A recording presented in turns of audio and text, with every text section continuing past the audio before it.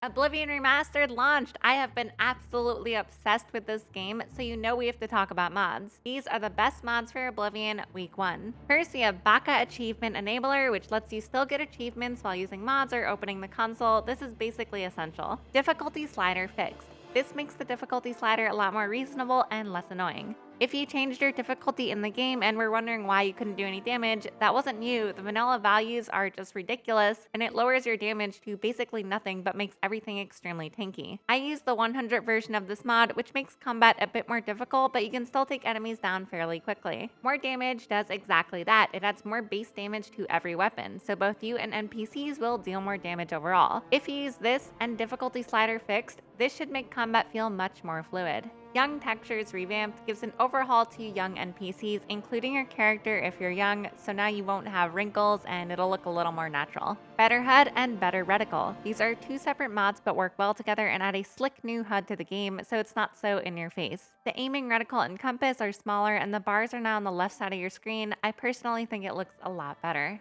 Horse Whistle Summon and Follow is a simple mod, but it adds a horse whistle to the game, so you won't ever lose your horse again. The Player Random Conversation System Remastered is a hilarious mod that lets you partake in the random NPC conversations you sometimes hear people having. I believe I read that some time ago. I'll have to give it another read.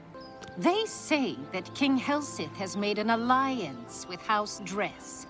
Together, they pick apart the carcass of ruined Indoril.